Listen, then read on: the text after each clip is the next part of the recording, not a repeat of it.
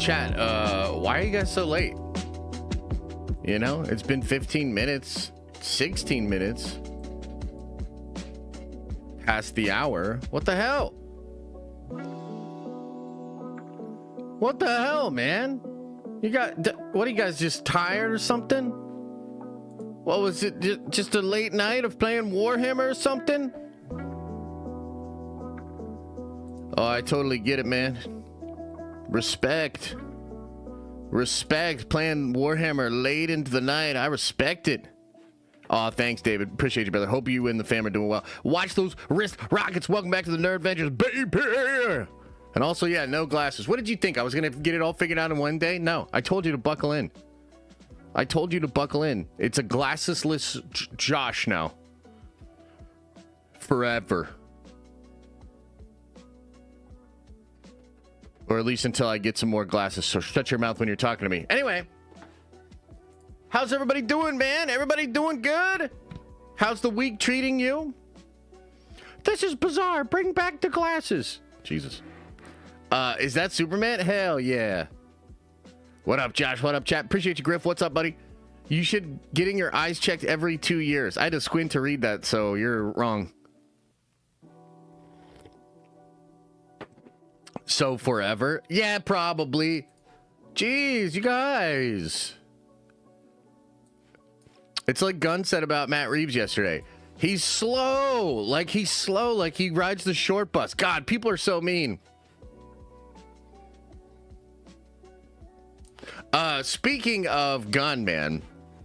Dude, it's not just him. It's like Rachel as well. But like, dude, what is the deal with Gunn and the whole cast of Superman just being, in my opinion, completely unprofessional and super out of pocket?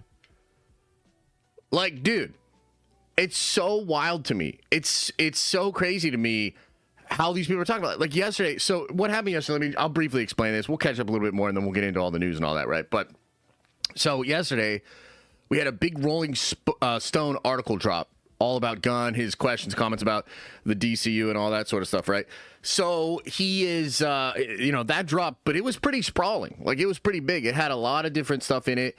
And so it was hard to, like, exactly cover everything that was in there. I thought we did a pretty good job of it yesterday, just kind of taking some of the things that trended or that were popping up on social media. But here's the thing. Gunn said some ridiculous shit yesterday. We're going to talk about the Marvel comments because there's a little bit more to it. I want to get into exactly what he said. But this dude literally went as far as to say that Luis D'Esposito has told him shit privately about how Disney fucked them over. I gotta say, in what world is that okay? Like, in what universe is that okay? Somebody tells you some shit in confidence, you tell the fucking Rolling Stone? So I don't know, man. I honestly can't tell if the dude is just that stupid. Like, is he just that ignorant, stupid, infantile, dumb, unprofessional? Like, is that just his whole thing? Like, is that who he is? Or is this, like, malicious in some way? Like, that, I can't figure that out. But that is really fucked up. And then Rachel Brosnahan's out here saying some pretty outlandish shit as well. And it's like, don't count your chickens before the fucking eggs hatch, man. Like, I know Box Office Theory's gassing this movie up, but I don't think it's quite there, man. We're going to talk about a little bit later on in the show how all the summer movies are looking actually pretty light. And so I just find it kind of crazy, the attitude that some of these people from this film have. So we'll talk about it a little bit. You know, Rachel has some comments that are blowing up right now. James has some comments that are blowing up. So we'll get into that. I also want to talk about the Dune casting, and I'm pretty excited about it, actually, because not only do I think it's cool and it's good casting, but it means Leto the Second is here, so we now know who the Worm God is going to be. It's pretty crazy. It might be Jason Momoa's son, which is so wild. And if you know the lore, if you know about what happens to Duncan Idaho and the relationship he ends up having with Leto the Second, dude... Like, they're actually cooking something pretty cool there. So that's kind of exciting. So we'll talk about that, a little bit of Dune news. We got a little bit of Zelda casting news. That's pretty wild. We might know what they're looking at for Princess Zelda and Princess Link. Man, I just hope they don't make Zelda a woman, you know? I've had enough of this woke shit. You know, it's just like Hollywood to make Zelda a woman. Am I right? So we'll talk about that. We'll get into that a little bit. We also have more absolutely ridiculous but very fun to talk about Doomsday leaks from our favorite person, James Mackwell. Who, I mean, here's the deal. I don't even know if this dude's legit, right? Like, we talked about this before. I don't know who this fucking guy is. But I will say this.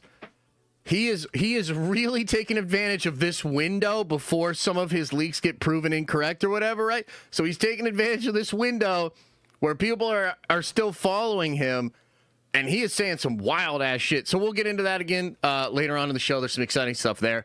And other than that, man, I don't have really too much planned. You know, we'll see how the day goes.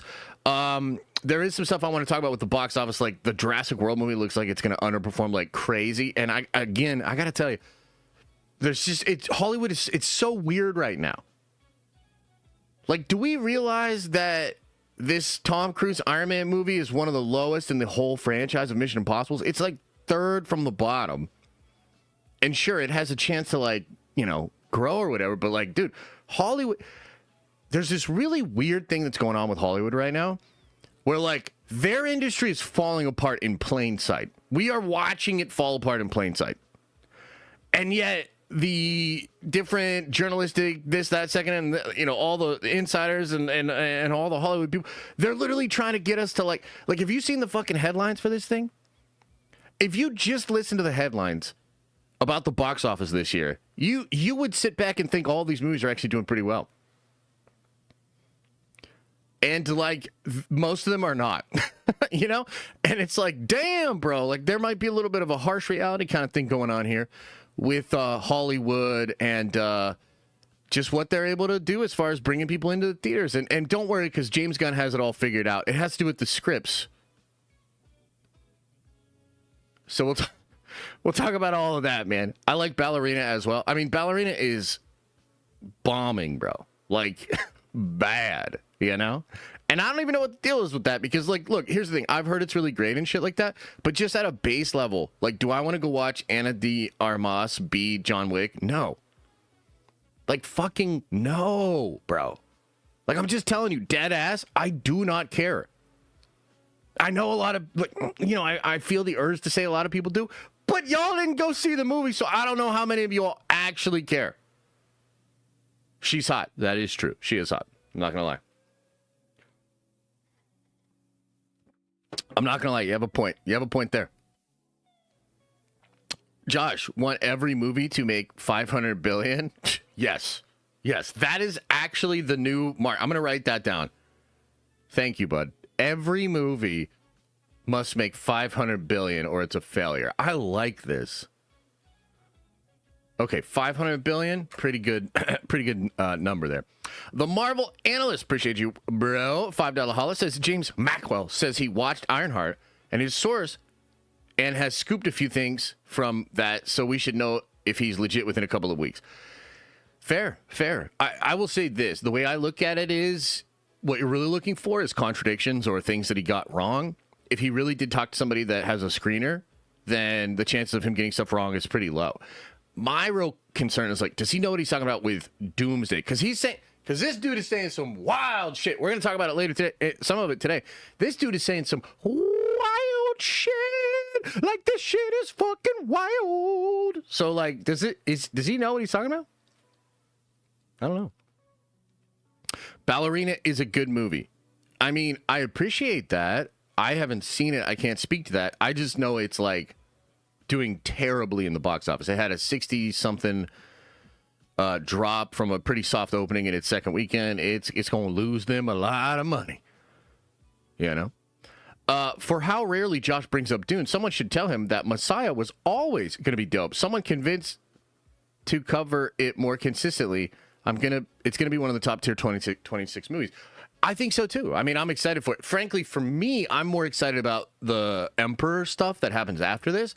It's possible they will change. I mean, I think they obviously have to change this book for adaptation because this book mostly takes, from what I understand, I haven't read it, right? But it doesn't matter because I've watched YouTube videos on it, so I'm an expert.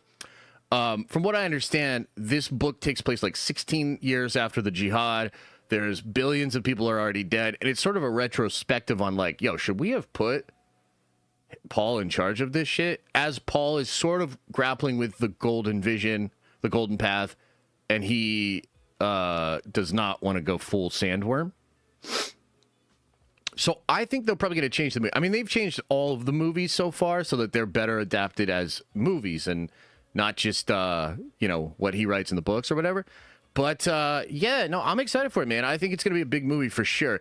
It's wild to watch Dune succeed these days because, I remember that first movie, yeah, sure, it was lockdown still, like technically a little bit of lockdown. But that movie did not perform well. And it was very expensive, very big. A lot of people said it was boring and shit, too. It is a little boring compared to the second one.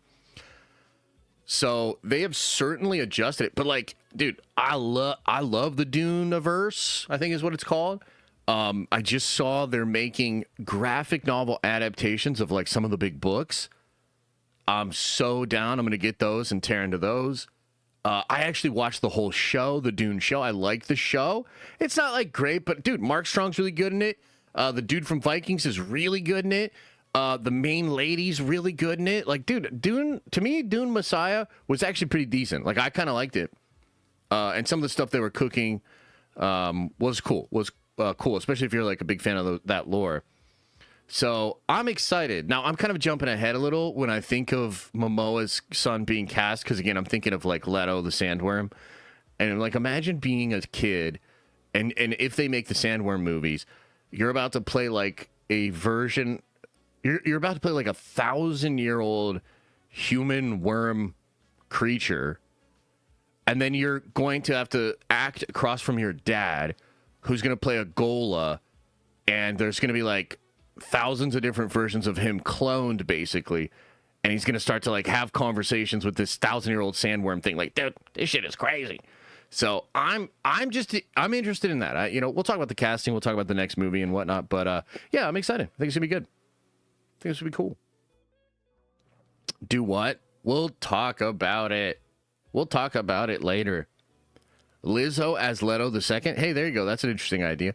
Dune 1 made $410 million off a $165 million budget. Yeah. So like I said, bad. Like, do you understand that's bad, Trev? Like, I don't know if you understand that that's bad. And I don't understand that. Did you hear me say the lockdown thing? Because I brought the lockdown thing. Like, Trev, you're being Trev. Yeah, I'm going to smack you in the face, dude. Like, shut the fuck up. Like, this is that pedantic, weirdo energy. What are you doing? I literally said all of that. This is like you're jumping up in the back of the class with your arm raised, and then I call on you, and you literally say the shit I just said. What is going on up there? Something in the maple syrup?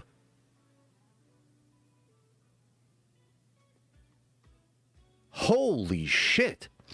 I haven't seen any of the John Wick movies. What? Wait, what? Why would I watch this? I mean, that's fair, The John Wick movies are pretty successful, though. Am I all right, brother? I'm good. I'm good. You don't know what it's like to deal with your ass during a live stream. That's what it is.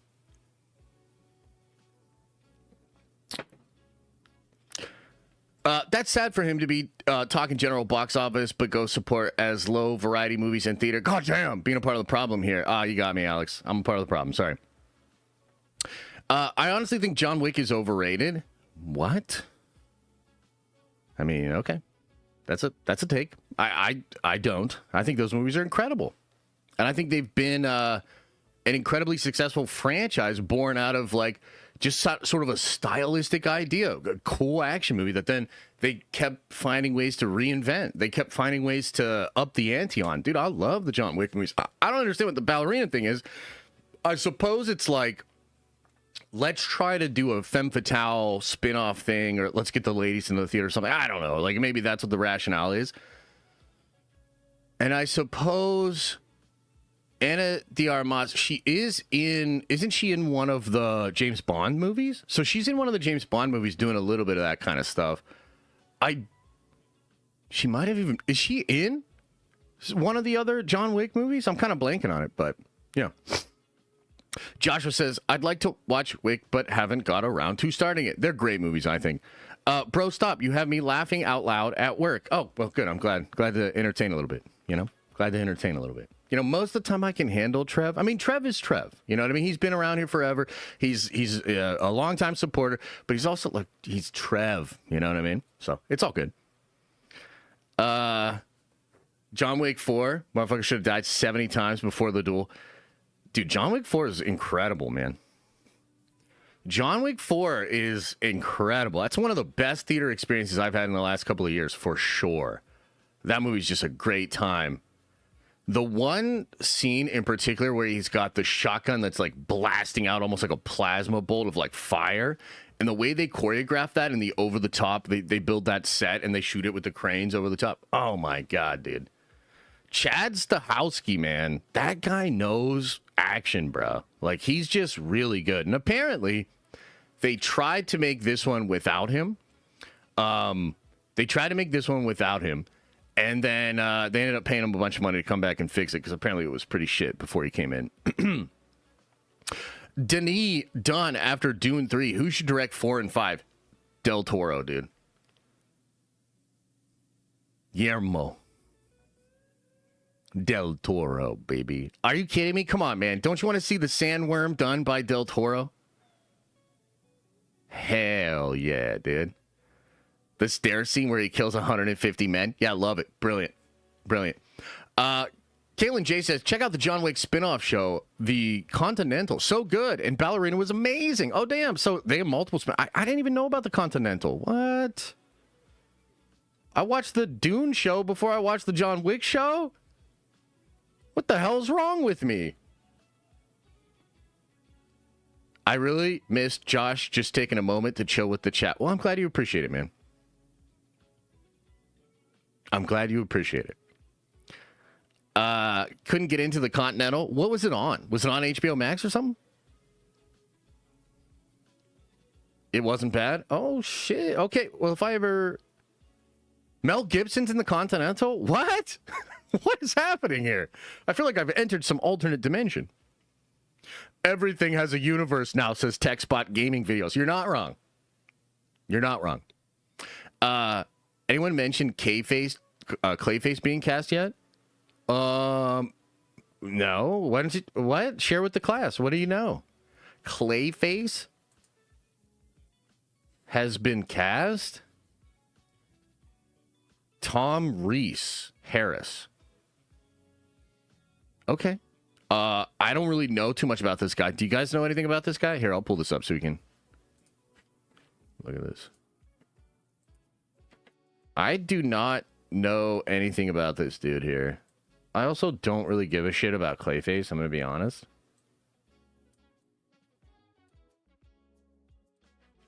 I mean, could it be cool? Sure. Tom Reese Harris.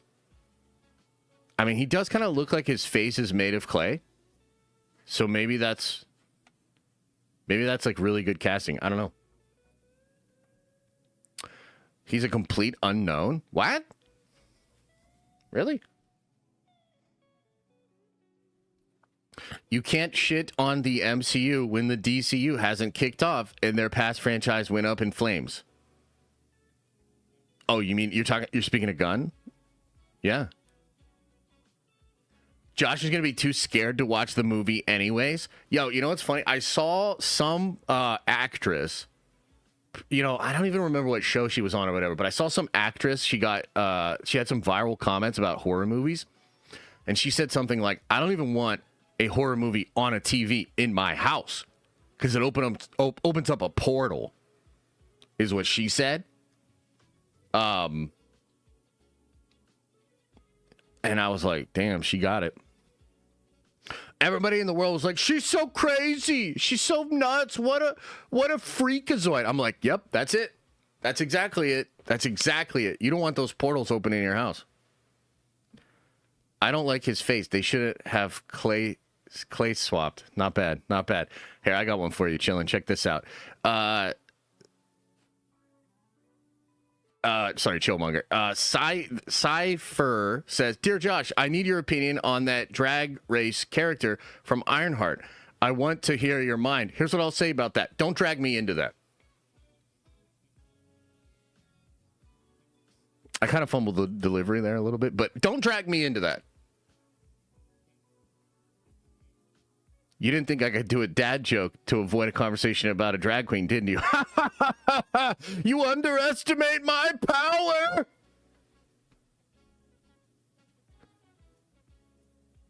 All right, anyway.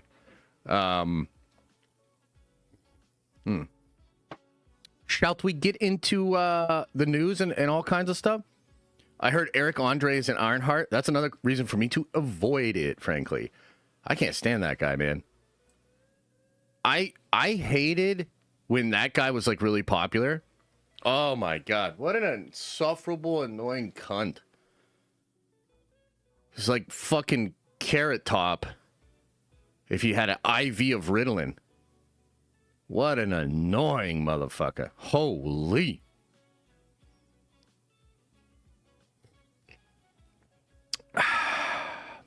All right.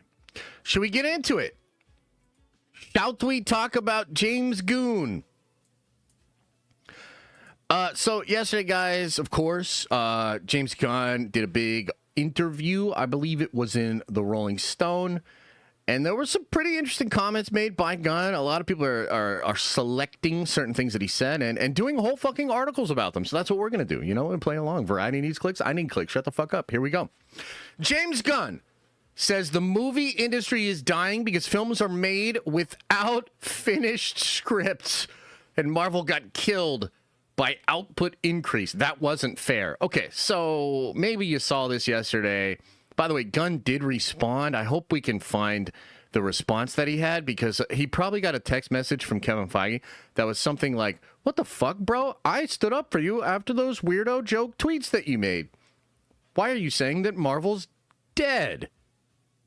Why are you saying Disney killed Marvel?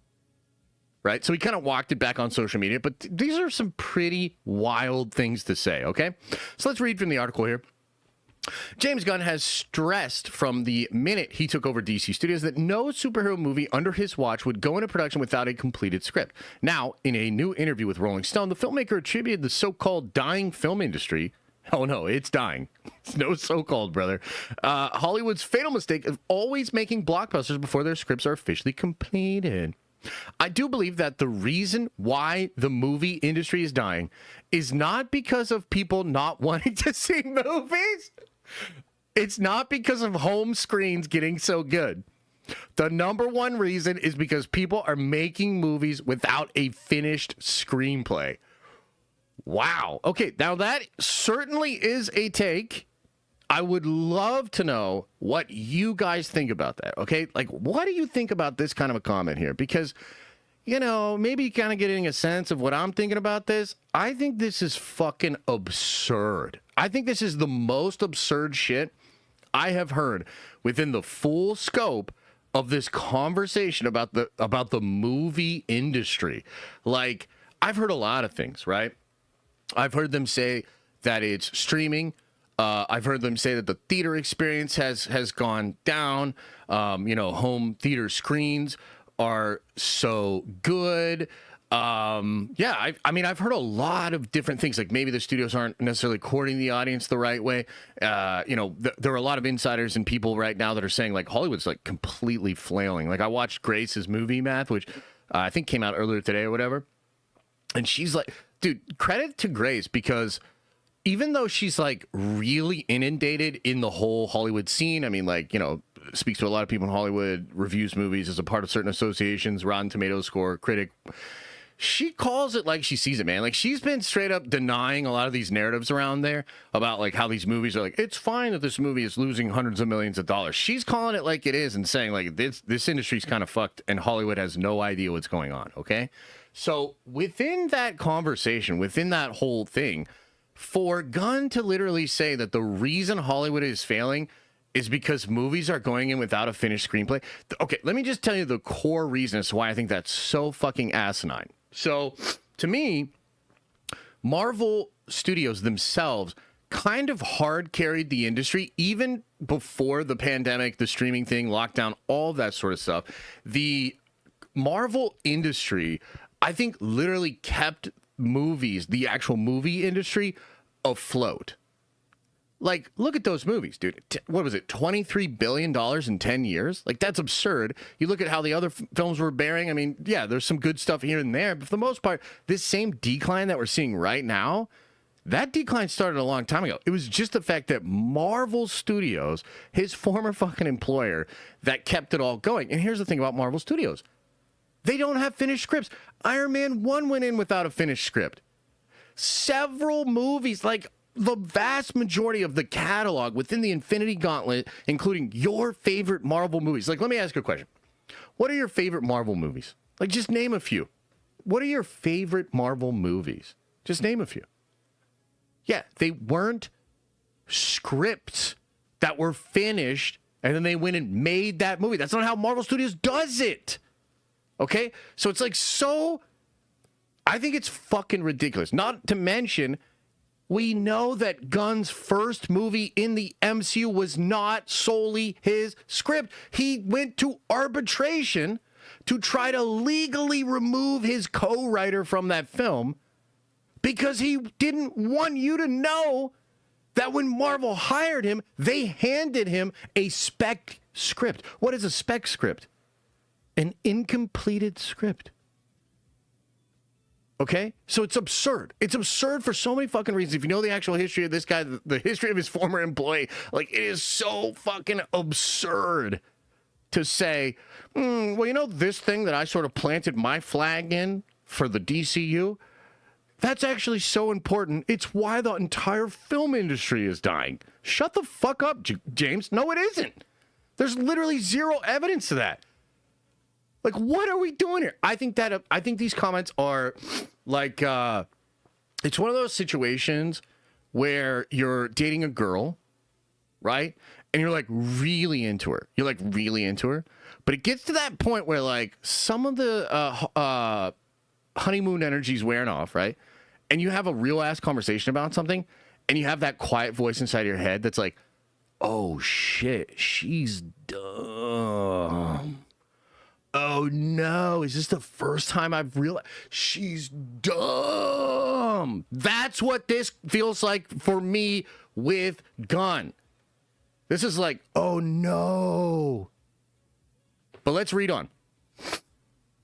Gunn noted the DC Studios recently killed a project because the script just couldn't get to the right place. Everybody wanted to make the movie. It was greenlit and ready to go. The screenplay wasn't ready. And I couldn't do a movie where the screenplay's not good. And we've been really lucky so far. Because Supergirl's script was so fucking good off the bat. And the Lanterns came in, and the script was so fucking good. Clayface, same thing, so fucking good. And then we got rid of the guy that wrote it and started a page one rewrite with somebody else. So we have these scripts that we've been really lucky with, or wise in our choice, or whatever the combination is. Another thing Gunn said is that working in his favor is that there are no corporate mandates from Warner Brothers to churn out a certain number of film or television projects at DC Studios. Gunn is an alum of Marvel Studios, having directed 3 Guardians of the Galaxy movies and a Christmas special. And he noted that Disney's mandate to increase Marvel's output amid the launch of Disney Plus had a negative impact on the larger universe. Disney CEO Bob Iger has openly admitted to making this mistake. That wasn't fair. It wasn't right, and it killed them. Bro, choose your words more wisely. Jesus Christ, this dude is like so fucking annoying. He's so hard to deal with in a public sphere. It's I know it probably doesn't seem like it, but I am genuinely trying, okay? But here's the thing about me. I'm going to call it like I see it. This dude is talking some fucking nonsense here. Let's keep going. We don't have a mandate at DC. We have a certain amount of movies and TV shows every year. So we're going to put out everything that we think is the highest quality. We're obviously going to do some good things and some not so good things. But hopefully, on average, everything will be as high quality as possible. Nothing goes before there's a screenplay that I personally am happy with. So again, man, this just it's irritating. It's irritating. Now, I think they left out the comment here that he made about Luis D'Esposito, but I'm going to find it for you. Don't worry. Don't worry. I got your ass on that. You know who brought this up to my attention? Wanda's attorney. Yep, Wanda's attorney.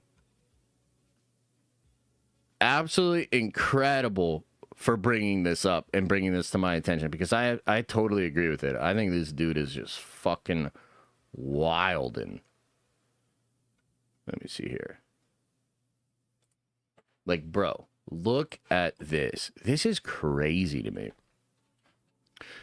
Over at Marvel, they've been pretty open about the fact that they've realized that's what's wrong over the past few years. They put out too much stuff. A longtime Marvel executive producer, Lewis, said that privately to me.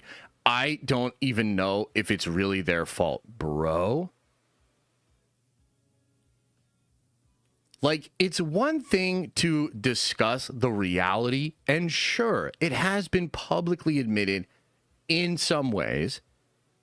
But imagine being interviewed by Rolling Stone. You're the president, co-president of a big company, of a big studio. Your former employer, who happens to be one of the most powerful communications entertainment companies on the planet, still to this day. You're going to come out here in an interview, and you're literally going to talk about something privately told to you by one of the executives and leaders of that company. This is like crazy to me. Like, this is crazy town to me. Let's keep going, though. There's a couple other things here, but let me just say, too. Let me stop for a second, because some of you might be like, well, he's not wrong. And I think we all acknowledge that, obviously, like, Disney Plus and the Disney Plus mandate clearly hurt the company. It's not the whole reason why, but it was a big part of it.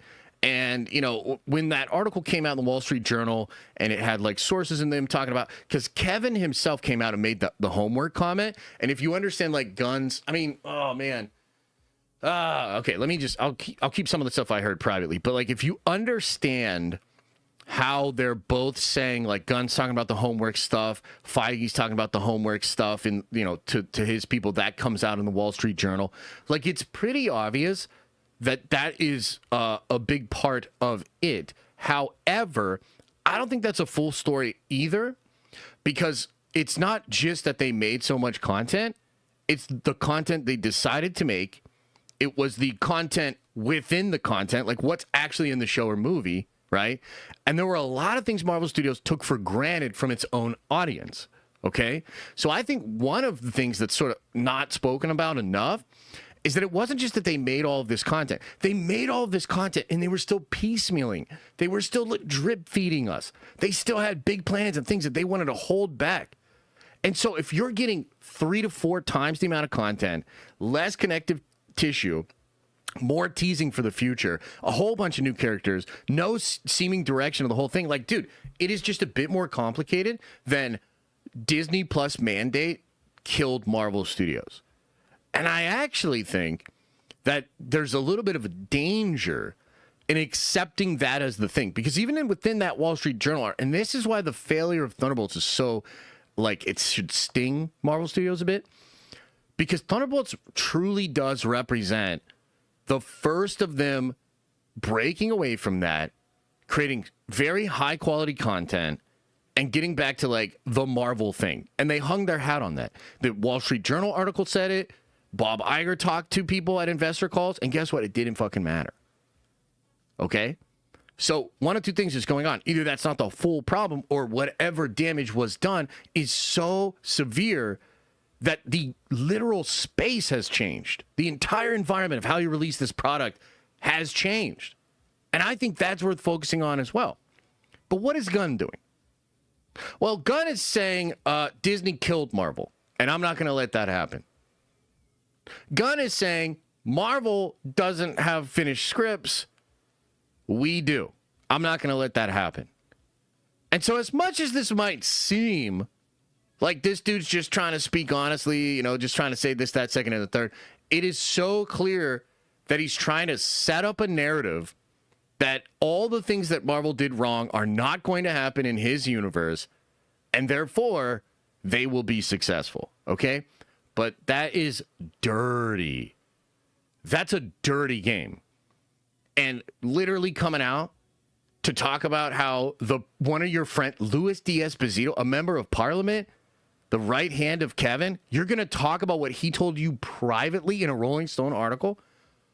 Wow, wow, wee wah. Okay. Now, one other thing I want to add to this, because I think he goes into a lot of stuff about like Batman and shit like that here. We talked about a lot of that stuff yesterday. I want to talk to you about this, man. Rachel Brosnahan has a message for actors who star in failed, embarrassing superhero movies. Own your shit, she says. Rachel Brosnahan says actors should stand by their bad superhero movies. The Superman star pushed back on actors who try to distance themselves from failed projects. Do it or don't do it. Then stand by it. Rachel Brosnahan has a message for actors who star in failed and embarrassing superhero movies. Own your shit. The actress who plays Lois Lane and James Gunn, upcoming Superman, got on the subject of actors dissing their superhero projects during a recent interview magazine chat with Amanda Seyfried. The exchange started with Seyfried saying about superhero movies, that's the thing about those movies. You can feel it when people are doing it with passion and grace and curiosity. To which Brosnahan replied, I don't know why people say yes to a project only to then turn around and complain about it. Look, I don't want to shit on other actors. Then don't. But there was a minute where it was cool to not like superhero movies and to look back on a project like this and poo-poo them. Do it or don't do it, and then stand by it. It's a sentiment that directors like Gunn and studio executives like Gunn, who certainly agree with. You've made the movie too. It's a team effort, so don't take the paycheck and diss the film. On the other hand, actors have a right to their own opinion about their work, and sometimes what you sign on for isn't what you end up making. That's the fuck. Yes, that is the point. I'm glad they put that in there. That's certainly been the case made by Dakota Johnson, talking about Madam Web. She says, I had never done anything like it before and probably will never do anything like it again because I don't make sense in that world. And I know that now. But sometimes in the industry, you sign on to do something and it's one thing. And then as you're making it, it becomes a completely different thing. You're like, wait, what? But it was a real learning experience. And of course, it's not nice to be a part of something that's ripped to shreds, but I can't say that I don't understand. Sydney Sweeney has done the same thing, shitting on it. You may have seen me in Anyone You or Euphoria. You definitely did not see me in Madam Web, talking about that on SNL, which was kind of funny, tongue-in-cheek.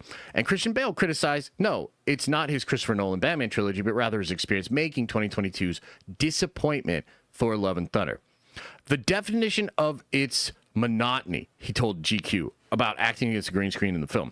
You've got good people. You've got other actors who are far more experienced at it than me. Can you differentiate one day from the next? No, absolutely not. You have no idea what to do. I couldn't even differentiate one stage from the next. They kept saying, you're on stage 3. Well, it's like, which one is that? The blue one? They're like, yeah, but you're on stage 7. Which one is that? The blue one? I was like, where? And then, of course, Ryan Reynolds has his whole mocking of Green Lantern. Brosnahan's Superman opens July 11th, focus on a titular hero. Okay, so the thing is, not the worst comments to make, and I understand that some people might even appreciate what she is saying here, but dude, this movie might fucking fail. Like, here's the thing that I think is so crazy, and I think it's just an extension of, like, Gunn's weirdo culture that he has created at DC Studios, right? It strikes me similar to what's going on with Star Wars, right? When you have a leader, when you have a president that has a certain identity, that has certain things that they care about, it permeates throughout the whole culture of the thing, and I think it stinks, okay? So, to me, do not say shit like this about your co-stars, or rather about your peers, before your movie even comes out, okay? It's like a weird vibe that's going on here. It's like everybody believes Gunn, and they're all in, and they're like, we're going to figure this shit out. We're going to succeed. James Gunn gets it. Everybody else doesn't get it. Hollywood sucks. All these other actors suck. Marvel sucks. Disney sucks. Everybody sucks except for us. We're good. And I think that is the wrong fucking approach. For me personally, it's off-putting. Makes me less likely to root for the movie or the people involved. And I think what it'll turn into is more of a divide if this thing underperformed. You know what I mean? And like, dude, look at Hollywood right now. You do not have the luxury to be pissing people off to be saying stupid shit. All of this stuff makes news and matters. I mean, I'm reading articles in the Hollywood trades. I'm reading articles in the Hollywood trades. Don't you understand what's happening here? Rachel Brosnahan says actors should stand by their bad superhero movies. James Gunn says that movie industry is dying because no scripts, and Marvel was killed by Disney. Bro, this is the narrative around your fucking film. Stop. I mean, it's frankly too late, and Gunn, we all know one thing about Gunn, he's not going to fucking change. You know what I mean? Like, he is who he is, and who he is sucks balls. So that's what it is, and it's going to be like this.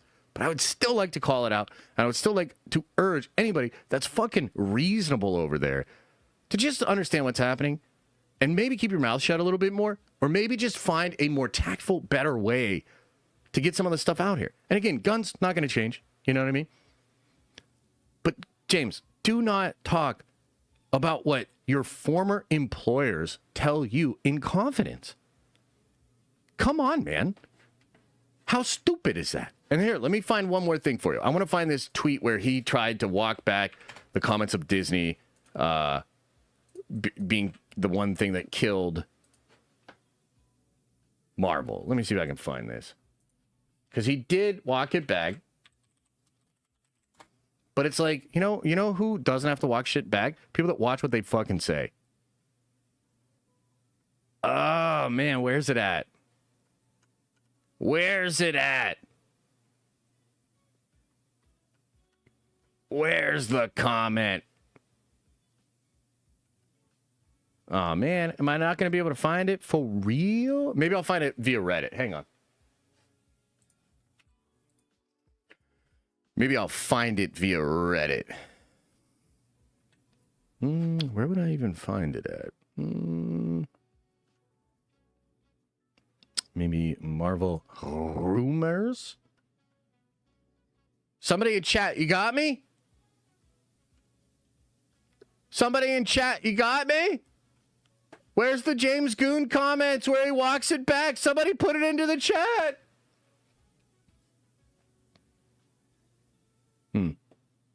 I don't know if I can find it, but he came out and basically said something to the degree of, I didn't mean they're dead, like they're gone forever. They're on the other side of this. I just, you know what I mean? Like, he tried to like basically explain it like that, but yeah, I think it sucks, dude. I think it sucks. I think it's stupid. And so I just wanted to call it out. Thoughts, comments, questions, concerns, feel free. Let me know. You think I'm being unfair? I don't give a fuck. But go ahead and tell me anyway. I don't give a fuck. Clayface got cast? I know. We saw that, man. We saw that. Hell yeah. Clayface to the moon. I'm so excited for Clayface. Supergirl will bomb? I don't know about that, man. I mean, I think Supergirl looks really good. But here's like some stuff. So speaking of this whole thing, right? Because, again, like I just think it's so wild that we're going to talk about, we're trying to like, I don't know. It just, I find it so distasteful the way that they're talking about the movie and trying to promote it. That whole interview yesterday in the Rolling Stone was so cringe. And here's part of the reason why I think this is a bad idea. Remember when we thought that the Jurassic movie was going to be major competition? It might even make more money than Superman and Fantastic Four. This thing is tracking between a 115 and a 135 5-day weekend. Holy shit, dude. And I saw a lot of people talking about this. This is crazy town. This thing might bomb. We thought Jurassic was going to be competition for these different movies? I don't think so, bro. And then again, like you look at these Mission Impossible numbers, 507 worldwide is currently the third lowest of the entire franchise. It's crazy, bro. Like, this is crazy town. So I'm just saying, like, in this environment, should you really be saying shit like they're saying? I just don't think so, man. I just don't think so. I think it stinks to high heaven. I think it stinks.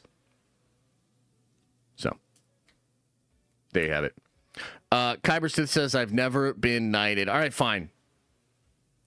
Fine. You're a nerd-venger now, brother. You are a nerd-venger now. Okay, should we talk about a couple other things? Talk about a couple other things here. Let's talk about this, man. I am a big fan of the Duneverse. And I think in a world where, you know, Star Wars is kind of upsetting me, we're not really killing it on the Star Wars front, I look at Dune and I'm like, damn, like they are doing some cool shit here. They're franchising out in a really interesting way. I think Denis has obviously had a lot of success there. The second movie was so much better than the first movie, and it made so much more money. The show did decent. It got into Nielsen charts. You know what I'm saying? Like, for a small streaming service, getting into Nielsen charts, coming in at like 400-something million minutes watched, like, not bad. So Dune has a strong hold here in the zeitgeist, and I think a lot of people are very excited for the next film and potentially all the other movies after that, okay? Well, within that context, we got an exclusive from NexusPointNews.com. Nicoy Wolf Momoa. What a cool name. I probably didn't pronounce it right. Chat, can you explain how to pronounce this? Nakoya? Nakoya. Is it Nakoya? Nakoya Wolf Momoa. And Ida Brooke, cast as Leto II and Ghanima in Dune 3. The cast of the highly anticipated third entry into Denis Villeneuve's Dune saga continues to grow as the film has found its twins. Sources tell Nexus Point News. By the way, Daniel tried to take credit for this today, and Nexus Point News, like, so obviously had it before him. The hell? Anyway, sources tell Nexus Point News that Nakoa Wolf Momoa and Ida Brooke are set to portray Leto II and Ghanima, respectively. Momoa and Brooke will portray the twin children of Paul Atreides, played by Timothée Chalamet, and Chani Zendaya. As reported by Nexus Point News in April, the film is set to introduce the twins as teens in this film during a time jump. What? That's kind of crazy. It makes sense, though. There's a time jump in the book as well. Details of this time jump are currently unknown, but may hint at Villeneuve drastically changing the story to incorporate elements of the novel Children of Dune. Yeah, so that's the big thing, is people think he's going to bring in some of the Children of Dune stuff, which is quite interesting, right? Momoa, son of actor Jason Momoa, will be making his acting debut in Dune 3. So he's acting debut and he's Leto. That's cool. Dude, what a fucking get, huh? And will be acting opposite his father. Jason Momoa will be reprising his role as Duncan Idaho, who returns as a Gola created by Skytail, Robert Pattinson. Brooke is best known for her roles in Silo and the Primrose Railway Children. I don't know what that is. The twins were first introduced in Frank Herbert's 1969 novel Dune Messiah at the very end of the novel as newborns. Oh, okay, so it's 16 years past, but they're newborns. Wow. The birth of the twins resulted in the death of Chani, an event that foretold through Paul's prescience. The return in the next installment in the series Children of Dune as 9 years old, an attempt to overthrow the corrupted Aunt Aleia and Corino uprising. This, I think, is after Leto goes into the desert. Or Paul, rather. Leto II is crowned as emperor and returns thousands of years later in God Emperor of Doom, fully transformed into a sandworm human hybrid. That's where it gets good. That's where it gets crazy. Dune 3 is slated to begin shooting next month in July and continue through the end of the year. Writer and director of the first two films, Denis Villeneuve, returns to write and direct the third installment of the series. Returning to the cast is Tim, Zendaya, Jason, Anna Taylor-Joy, Javier Bardem, and Florence Pugh. Okay, so that is really cool. Now, a couple of things I want to say about this. The time jump, them being teens, quite interesting. Okay, again, this points to massive changes. Denis has done changes to all the other films, so that tracks. I think this is probably an attempt for Denis to sort of pass the baton to somebody else to set up the future with Leto. He said he's done after 3. And a lot of people were bummed about that because of the God Emperor and the Sandworm and all the crazy shit, right? Because, dude, that's when it gets really good. That's when it gets really weird and really crazy and a lot of the fun.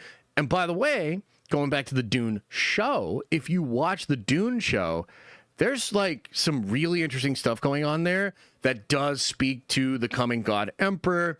The Twi'lexin or Twi'lexin, I don't forget how to say them. All of that kind of stuff, right? So you do get some actual hints towards the God Emperor stuff in the show, which at the time I thought was really interesting. I was like, oh, that's kind of cool. I wonder what they're cooking there. So it seems like Warner Brothers has their eyes set on the whole ass Doom story. Not a half-ass Dune story, the whole ass Dune story. And so that in and of itself is quite interesting. Okay? Doing the twins, aging them up. Denis going to have them in the film. Quite interesting. Probably setting up the next movie after that. Again, it'll be interesting to see who they get for the next one.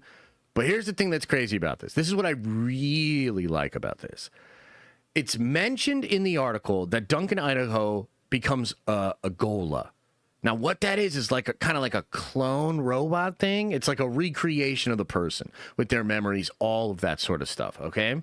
And the Gola, the whole purpose of Duncan Idaho and the whole Gola thing is because what Leto has is he has, oh man, I forget the word for it, but he has all the memories of all of his ancestors, including his father, Paul. Paul, obviously, huge relationship with Duncan Idaho, okay? And so because of that, Leto the second, and this is like 1,000 years into the future after he's already the Sandworm. He's like seemingly not that human anymore, but actually the most human character in the whole setting. Is a whole thing. It's like, it's so crazy. But point is, the actual character of Leto the second actually knows that Duncan Idaho Gola is there to trick him, to get his defenses down and all this stuff. And yet he keeps having him around and having these conversations with him because he like enjoys it and he just likes Duncan. And so like there's this weird thing that's going on where he's talking to this cloned version of Duncan over and over and over again. And he knows this thing's there to try to deceive him, take him over and all this sort of stuff, right? And I just find that fascinating. Okay, I find that fascinating. The whole thing with the God Emperor is really interesting and fascinating as well, right?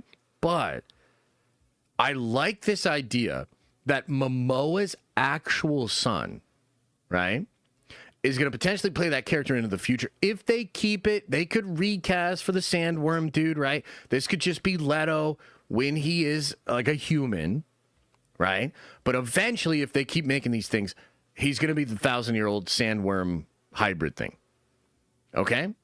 So the idea of his real-world son playing this super prescient 1,000-year-old Sandworm god being, and he's acting across his dad who's playing a like cloned robot version of himself that keeps like, dude, that's just, I don't know, there's something about that that's kind of cool, you know? And I wonder the conversations that both of them are having, because this is a huge get. This is apparently his first acting gig. Now that probably implies that he's not gonna be doing too much in the film, right? Like you kind of doubt they would make him a massive part of the movie because he's never really acted before. Maybe they did tests or whatever and they think the kid's great. But the age up would imply that they are going to be doing something. Otherwise, you could have kept them out of this movie completely, basically. Right? So, I don't know, man. I think it's really cool. So I'm interested in this. Again, I'm a big fan of the Duneverse just in general.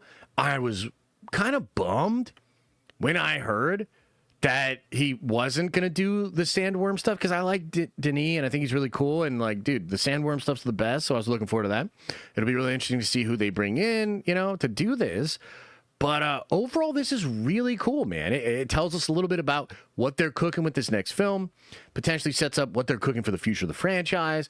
Will this then connect to the Dune show, which did get greenlit for his second season? And there's some really cool stuff going on there because one of the characters in there, I think, is a Gola, right?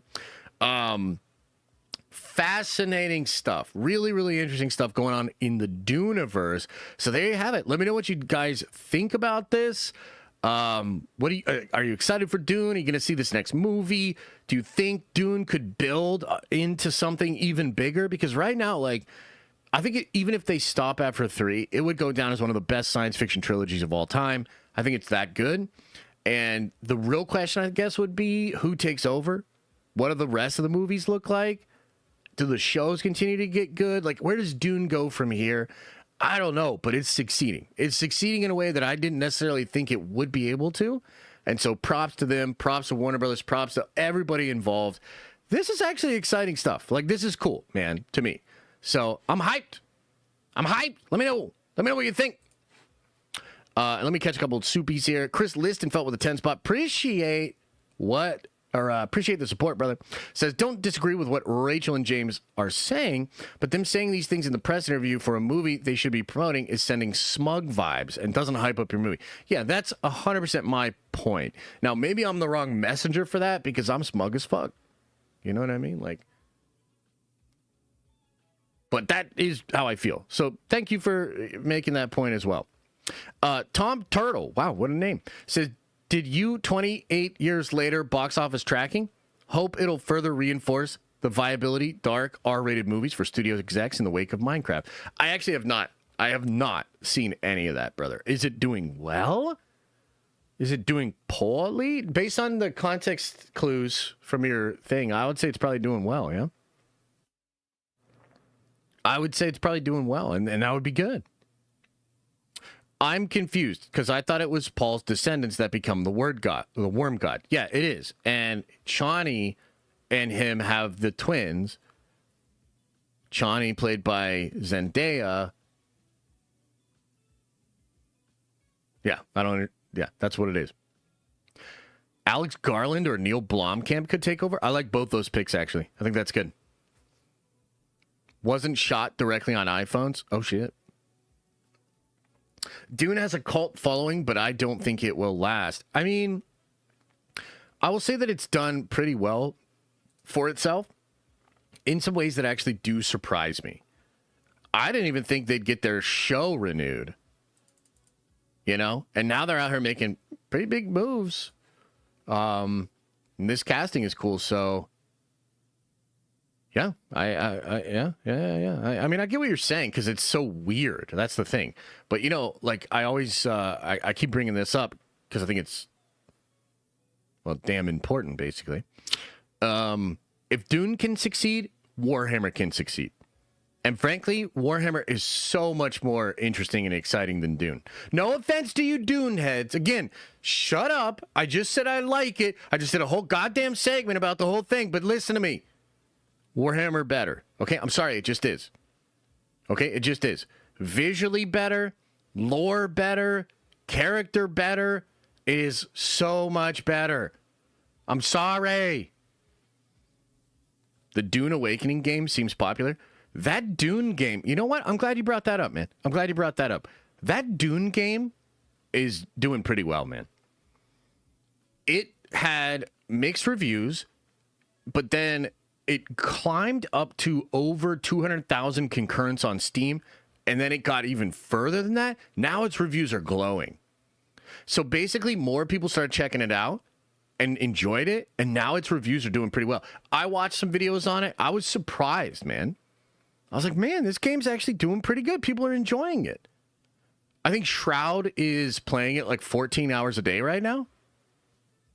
Crazy. Crazy. Can you talk about Star Wars for an hour now before Doomsday? Hell no. Josh, a D&D game is more popular than Warhammer because of Stranger Things. Warhammer just isn't pop culture. Yeah, we'll see. We'll see. We shall see, brother. Warhammer is just a Dune ripoff. Well, Dune is just a Foundation ripoff. It literally rips off Asimov. Yeah, they're all ripoffs, man. But sure. But sure. Lore better because it has 8,000 authors. Yeah, facts. Facts. geez, that Dune and Doomsday weekend's going to be batshit. Yeah, it will be. I kind of think Dune might move still, but if not, that's going to be a crazy weekend at the Cineplex. How is Warhammer anything like Dune? So, Foundation, which was the Asimov story that predated Dune, Foundation, Dune, and Warhammer actually have a lot of things in common. The first thing they have in common is there's AI that turns on humanity, and then it gets like outlawed. Okay? So in Foundation, in Dune, and in Warhammer, you have a rejection of AI robots and like artificial intelligence.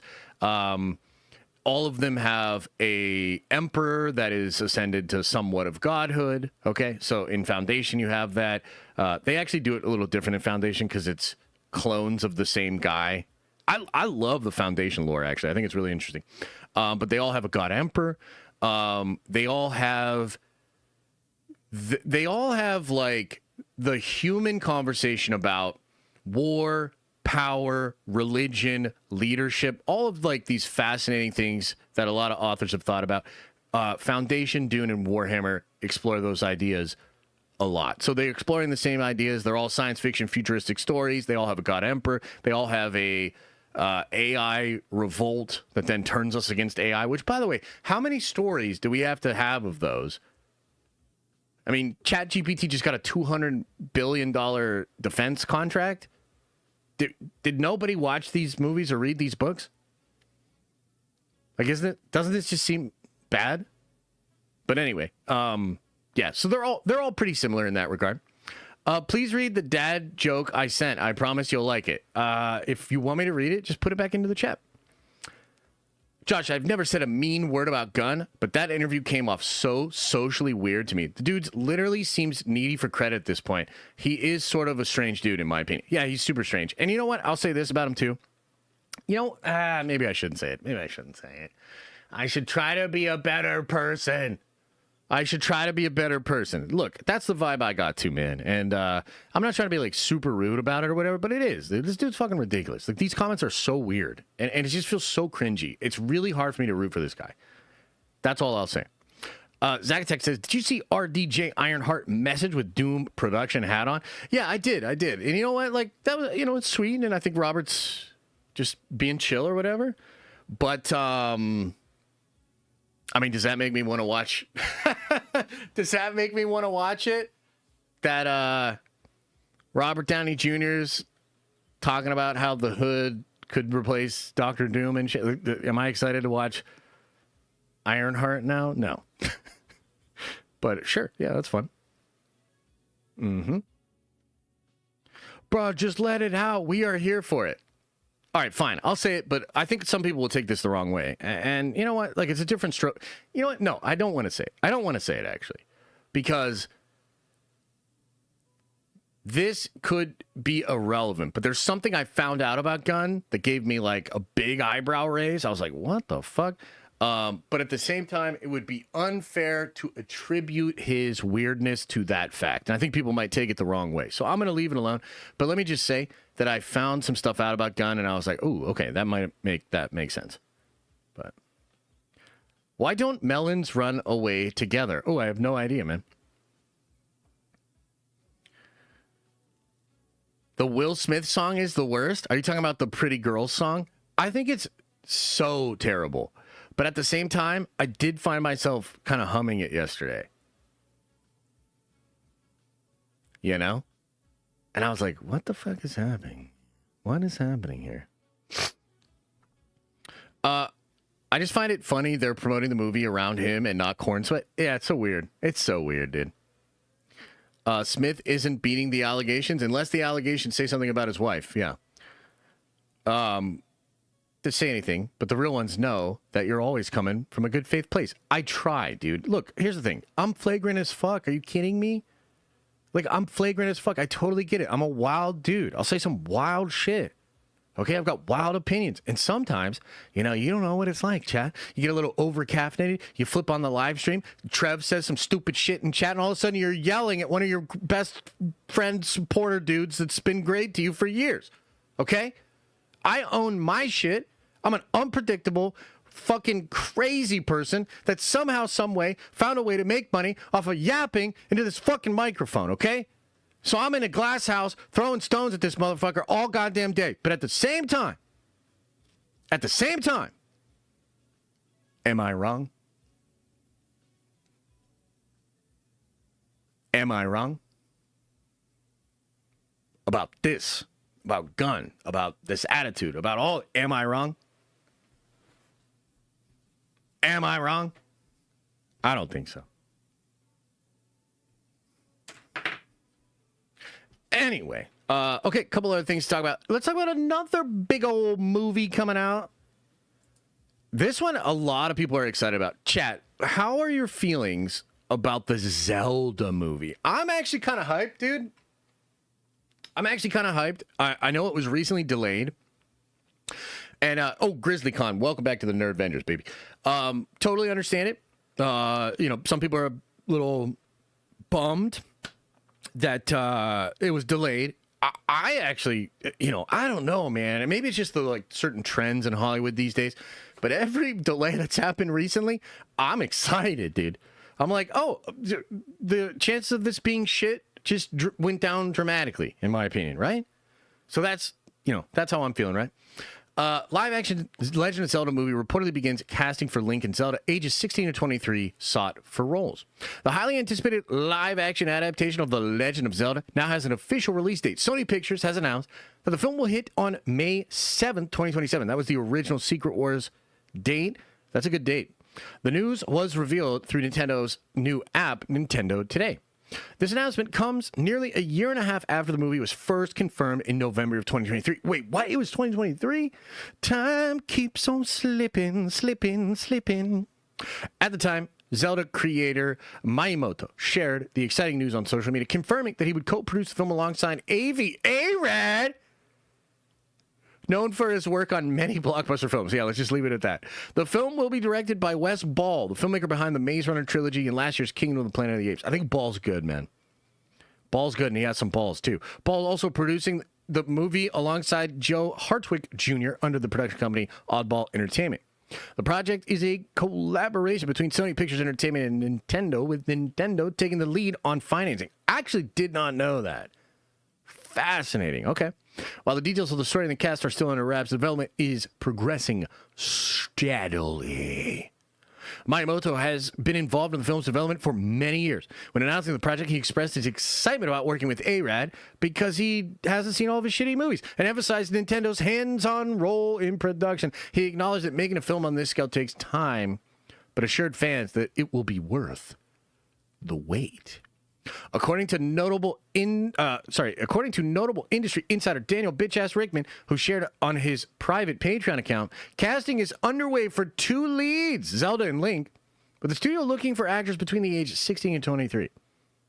This suggests they are aiming for relatively young actors, likely to portray the characters as teenagers or young adult, potentially to match the age range commonly associated with Link and Zelda in many games, such as Ocarina of Time, Breath of the Wild, Tears of the Kingdom.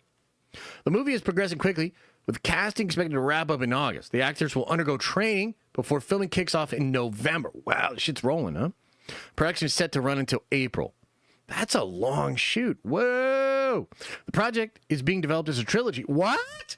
It's a trilogy? Wait, what? The project is being developed as a trilogy with all major roles locked in for 3 films? Over a span of 6 years? Dude, this is fucking hyped as hell. Are you kidding me? Casting is currently underway for key characters including Link, Zelda, Ganondorf, Impa, and Zelda's father. Something to add, let us know in the comment section. There's 0 comments. I should put a comment in here and say, this sounds fucking amazing. Okay, so this does sound fucking amazing. So this is really cool. Couple of things to get in here, man. They're going for young, 16 to 23. Probably because of the trilogy concept. This is a little similar to the X-Men reboot, which we've talked a lot about lately, and it seems as though the vast majority of the X-Men that are being cast for the X-Men reboot are going to be younger. And this is so they have longevity, so they can sign them into a big-ass contract, keep them in those movies for years, and that's all well and good. So this is fascinating to me. 16 to 23, man. That's potentially pretty young. And so here's the thing about Link, right? Depending on which one they do, if this is Ocarina, I wonder if they do young Link and then they have adult Link. Because remember, you go into the Temple of Time, and this is when you realize that he's not from the forest people, right? Link is Hyrulean, right?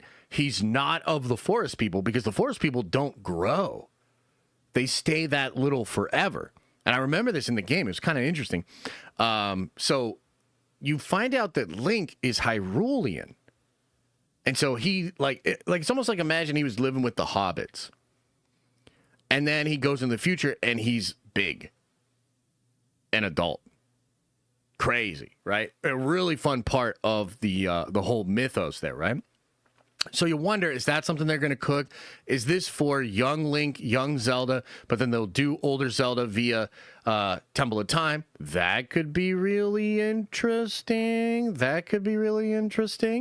But again, just the fact that they're casting this young, they're planning a trilogy, they delayed it, they shoot from November to April? Okay. What's that, like a 6-month shoot? If they go early November? Wow, bro. So, dude, they're cooking with gasoline here. I kind of like it. I wonder if there have been any rumors of who would be cast for Link. I think I saw some stuff, right? Like I think I saw some names being thrown around. I saw some people suggest the kid from what's it called? The How to Train Your Dragon movie. I think he would be good. I know there's some discussion for Hunter Schafer as Princess Zelda. You know, again, that's going to be the thing that, like, your mileage may vary. I don't think that's particularly a bad choice. Of course, there'd be some controversy that came with it, just because of, like, you know, her identity or whatnot. But, you know, I think probably generally a fine casting. I think she could play the part. But I get a feeling they're going to go in a different direction. Frankly, I get a feeling that the scoopers are just trying to stir the pot. You know, people like Daniel, people like Shine, ultimately, they make most of their money off of just stirring the pot and getting clicks. So I don't even think Hunter's in consideration, to be completely honest with you. But we'll see, of course. I like the dude from How to Train Your Dragon. Like, he seems good. I could see him as Link. I know some people said Tom Holland. Tom Holland is, and I know that's crazy because, like, we think of Spider-Man and he's still, like, pretty young and shit. But, like, Tom Holland is literally too old to play Link now. Isn't that wild? Tom Holland is literally too old to play Link. Oh, man. This world, man. Time keeps on slipping for reals. So yeah, I don't know. I just think I think this is exciting news for the Zelda movie. We live in a day and age where, you know, the comic book movie genre appears to be a little bit out of vogue, and a lot of people think that the video game movies are going to be the next big thing. And you kind of see, like, you do see evidence of that a bit, right? Because you have some video game stuff that's popping off. Last of Us, although Last of Us numbers way down ever since the controversy. Like, they might have cooked their own show. That's like a whole nother thing, right?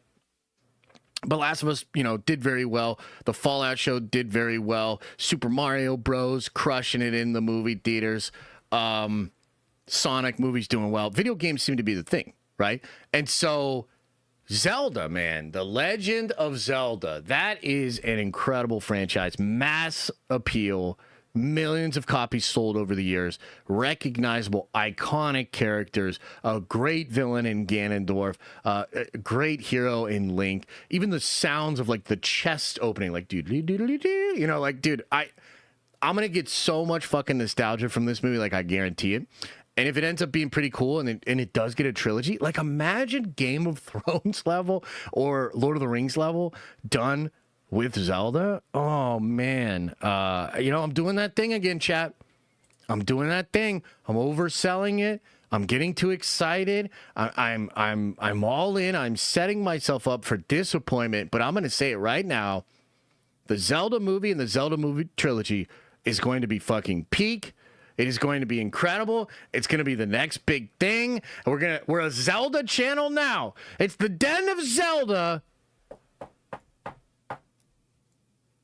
That's what it is. So yeah. Any other thoughts, questions, comments? What else is going on? What else are you thinking about with Zelda? Manifesting it, not predicting. 500 billion. True. Will it get to 500 billion? The Joshverse is better than reality. Yeah, you're not wrong. You're not wrong. Pedro Pascal's link. Jesus. Cost $80 to get in. I don't know what that means. Oh, you're talking about the game price. Yeah. It's a strange situation though. Not the biggest fan.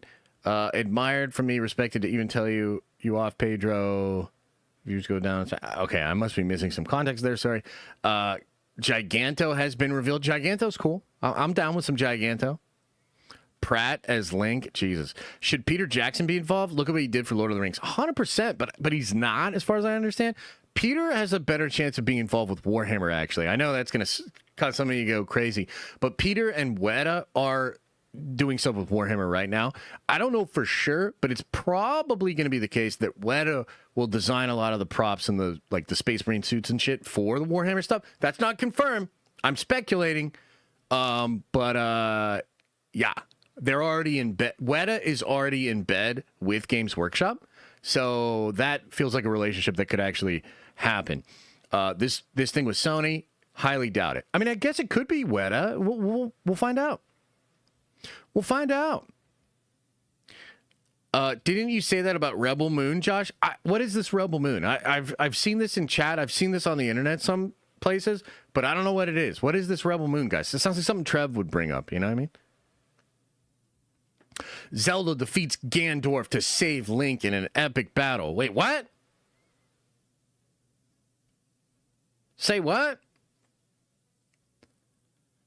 Isn't Chris Pratt part of a cult? Sounds like a good fit. I don't think he is, unless you consider his church to be one, and then I'm going to tell everybody, go after Justin.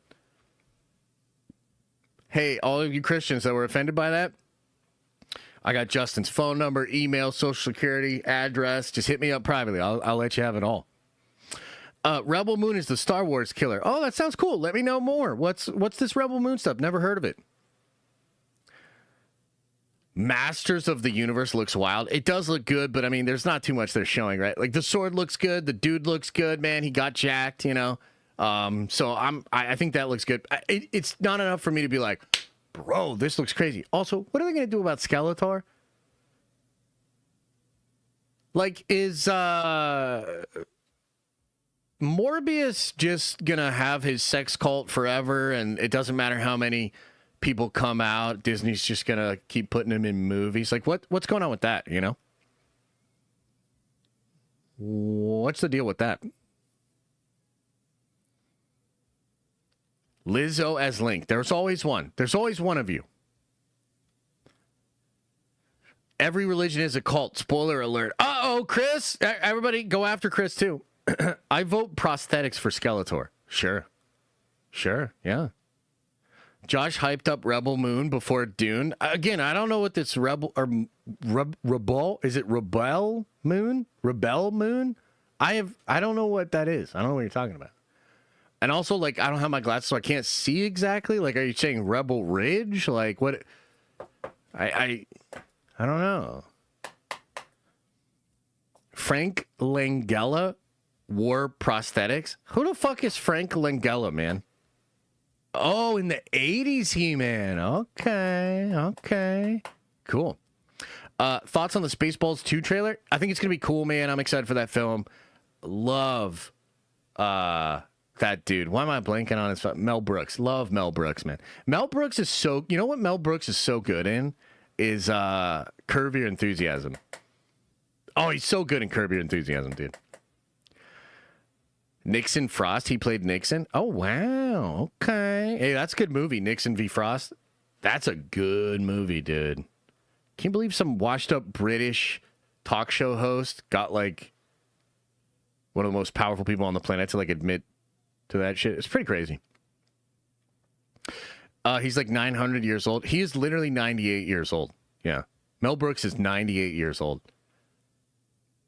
But he kind of seems like, who's the guy from the Dick Van Dyke, man? Y'all ever see Dick Van Dyke? Dude, this dude is in phenomenal shape. I'm pretty sure he's 100 years old, or maybe 99. Josh has all the information about me, but still hasn't sent my painted army. I never said it would be painted. I said I'd paint a little for you. And I will. Yeah. Mary Poppins. Dude. Any other thoughts on the Zelda stuff? You guys excited as me or what? Are you guys excited as me? Yes, you did? Psh, prove it.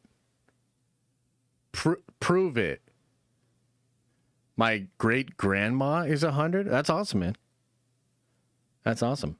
No, Link shouldn't talk. That's a take. What do you guys think? Should Link talk or not? He does not speak in the games. Okay.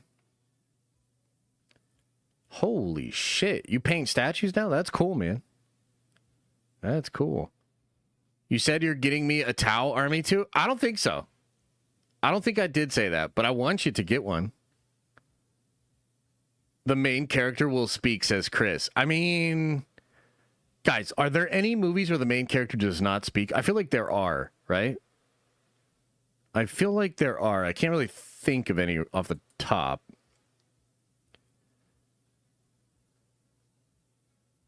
He better sign the shit out of that movie, like sign language? Yeah, it'd be kind of cool. Oh, I think I wrote it down somewhere. Oh, okay. Mario didn't talk much either, but that movie worked. True. True. The Mute. Oh, Valhalla. Yes, dude. One Eye. Oh, dude, what a good movie. See, Trev, I knew we could get along. You know? Sorry I got a little irritated, bud. You know, it wasn't your fault. It was his fault. That recent horror film where the girl couldn't talk, that was pretty good. Yeah. I really like that that movie with the Valhalla Rising movie. That movie's incredible. In fact, dude, there's something about that movie where like I keep wanting to watch it. I watched it 3 nights in a row. And then I thought myself, you're mean without glasses? Maybe I just look more mean. Because, like, normally I'd have the glasses on, and so I get mad, but everybody's like, oh, he's, you know, it's fine. The glasses make him seem more chill. And maybe I don't have the glasses anymore, and now you guys are like, he seems like my dad. I do not have a resting bitch face. Look, let me tell you, this is dead ass just how my face looks normally, okay? You tell me, Chad, is this a resting bitch face?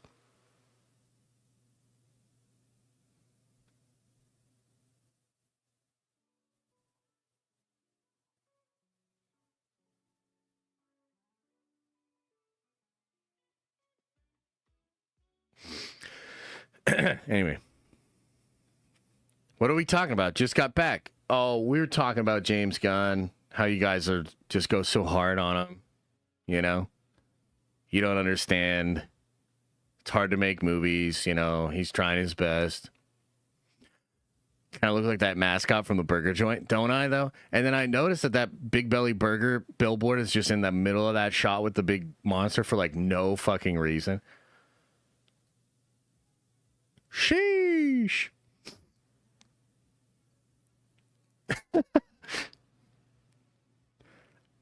He must have biatch face. Yeah. How would you feel if they kept the Master Sword out of the trilogy until the second or third movie? I mean, you could do that. You could do that. Because technically Link doesn't get the Master Sword for a while. He starts off with like a little wooden sword or some shit, doesn't he? When he's chilling in the forest with the forest people. Yes. That'd be interesting. Okay, guys, one other big thing. Appreciate you, Emojo. I don't know, man. I think maybe you put it in the first movie, though. With a movie like that, you really need it to succeed, dude. So... Yeah.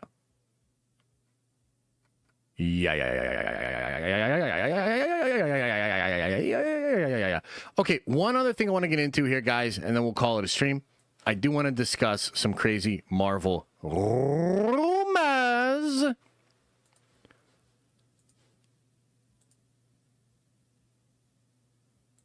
Okay, so this comes from the same James Macweld dude. The truth is, man, we just really don't know with this guy. It's hard to say. A lot of people think he's reliable.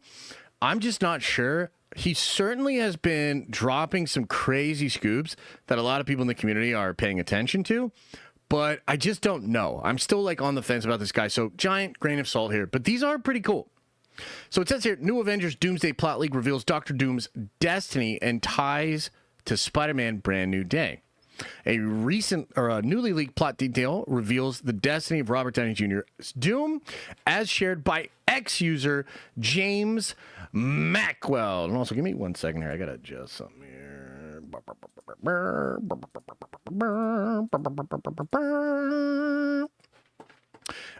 X-user who claims got information from a source working on the design department of some of the Marvel projects involving Doctor Doom's plan for Avengers Doomsday.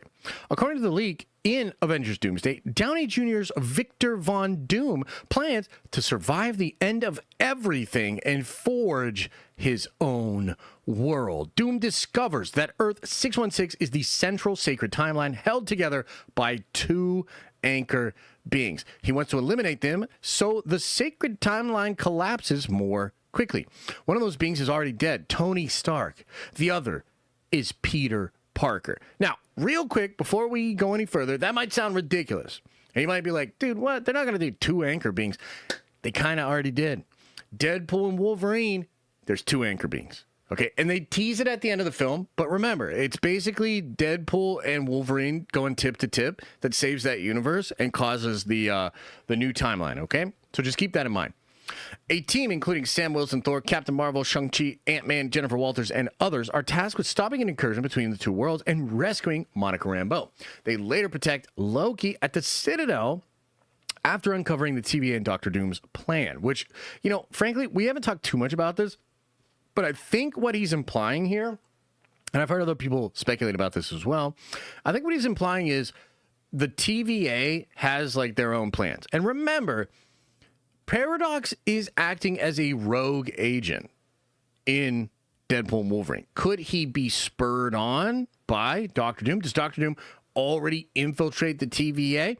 And there's stuff in that TVA Wanda comic book that recently came out. A lot of people think maybe that's connected to Doom as well because they're gathering up these versions of powerful characters. So that is kind of interesting. The Fantastic Four join the mission after Doom kidnaps Franklin Richards and takes him to Universe X. Now, again, I'm not really like how does that, like, what the fuck? Like, that contradicts some stuff that I've heard. Because I've heard, yes, Universe X is real, Franklin is being used, but Doom is going to convince the Fantastic Four to work with him, and Doom is going to get the Avengers to work with him by pretending to be Iron Man. But here's the question. Does Doom take Franklin, and then does a different person pop up that pretends to be Tony Stark that ultimately is Doom as well? Because it could be a Doom bot. Maybe that's what it is. Let's keep going. Meanwhile, John Walker, Ghost, and Red Guardian remain on Earth 616 to defend against an unknown invasion alongside the Thunderbolts, Wakanda, Talokan, and Wong's sorcerers. Doom sends an army of Doombots and generals to eliminate Peter Parker, the last pillar of Earth 616. So maybe that's what this invasion is. The last pillar of Earth 616 visual concept currently in development now. Doom's ship as a colossal planet-like circular structure. If that ends up being real, we know this guy is legit. Doom's got a Death Star. And here's the thing. That does come from Marvel Comics, okay? So I've talked to you guys a little bit about this before, but during the Avengers Forever event, the more recent one, not the one from the 90s, but the more recent one, there was a group of villains from the multiverse called the Multiversal Masters of Evil. They were led by the most vicious variant of all Doctor Dooms in the entire universe. A Doctor Doom so fucked up that he would recruit other Dooms and cut out their tongues. Make them be subservient to him as the ultimate Doom. And also, there was a Doom that was actually Ego the Living Planet. Like, within the multiverse, I guess that variant would happen. And so the most evil version of Doctor Doom, who wears Valeria, his lover, not the child, not Reed's daughter, but his lover, Valyria, he wears her skin as his armor. Okay? So just to give you an idea of how fucked up this Doom is, right? He has a Death Star-like planet that is essentially Ego the Living Planet, but Doctor Doom style. Okay? And so when I read this, developers show Doom's ship as a colossal planet-like circular structure with his mask sculpted at the center. Bro, that's literally the Doom Death Star from Avengers Forever.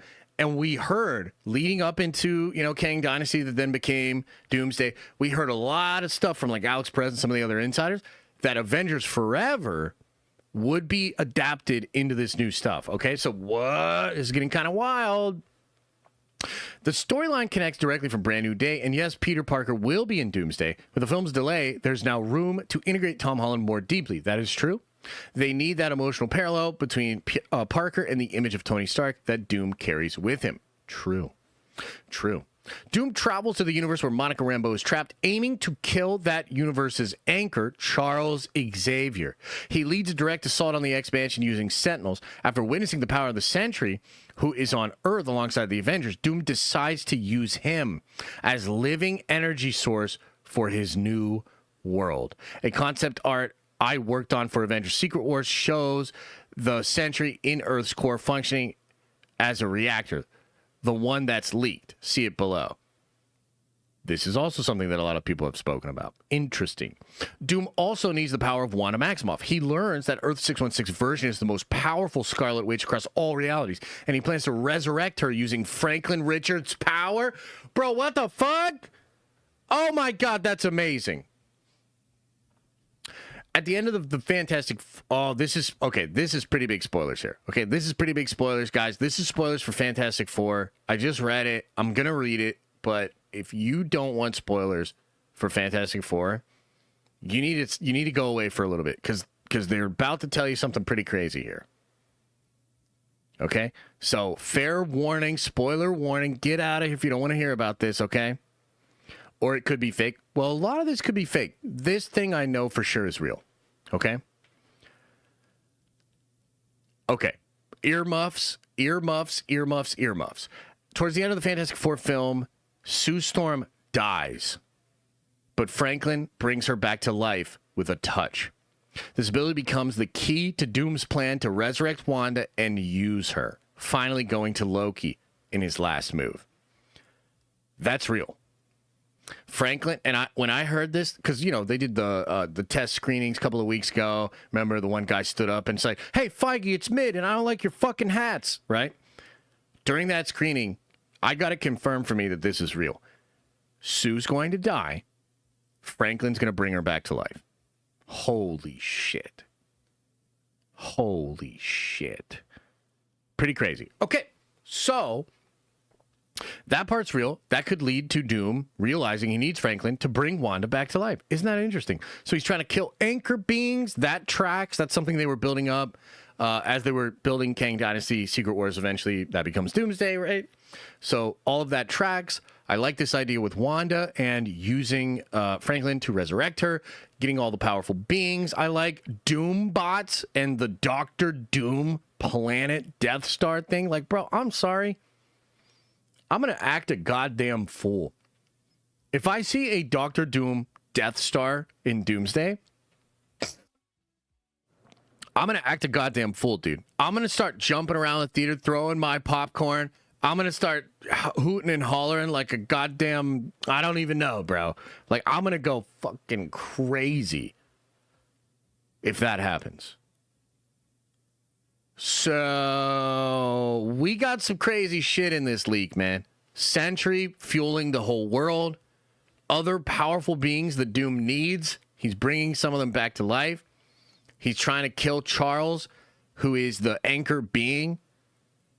You've got a bunch of Doom bots attacking Earth and Peter with the Death Star, Doctor Doom planet thing. I just hope they have a finished script. Otherwise, cinema's over, right, James Gunn? Shut the fuck up. So anyway, that's the scoop. Pretty crazy. What do you guys think? What do you guys think of that? Pretty wild. Something doesn't add up. There's certainly a lot of questions still. I'm not sure how all of this will fit together, right? Yeah, Franklin OP, so good, bro. So good. The K-Man 29, welcome back to the Nerdvengers, baby. You are a Nerdvenger now. That's a shit ton to put into one movie. It is, but they delayed it 7 months. Apparently their shooting schedule is going to go months over now. So like they're just embracing it. Like it's one of the biggest, craziest fucking movies ever. But that's what they need. Like that's what they need. It's also what the Russos want to do. That's what they're going to do. This is going to be one of the biggest, most ambitious movies ever. I need to see the final cut of F4. Me too, man. Me too. We will soon. We will soon. Thoughts on KK screening the original cut of A New Hope against George's wishes? Kathleen Kennedy is a tricksy, fork-tongued, Grima worm-tongue kind of Cersei Lannister kind of a figure. Okay, those are my thoughts. So it's not just that she did that, which obviously is fucked up. She's also out here. Like, here's how cringe Kathleen Kennedy is, okay? She's out here trying to lobby for Bob Iger to get an Oscar, and it's so cringe and shady that the Hollywood Reporter, or I guess it's the Hollywood Trades, I don't know exactly which one, the Hollywood Trades are literally putting in the title of the article, Kathleen Kennedy lobbies for Bob Iger to get an Oscar, and everybody wonders what's her motivation or something. Like, dude, like, she is so... And I feel like Gunn is on this way, too. Like, I don't know what's wrong with these people. They can't accept the criticism. They can't understand how some people might see them, like, not in a great light. And they just, like, nose down, full bore ahead, like, just walk that walk, just keep being you to the umpteenth degree. That's what Kathy's doing, bro. And I feel like Gunn's on that way. Like, Gunn is walking that path as well. And, like, I just don't think it's the move, bro. Dewey, welcome back to the Nerdvengers at the prime level. Love to see it. Appreciate it, man. If she's Iger's successor, we're all doomed. She is definitely not that. But she is pretty tricksy. Yeah, no?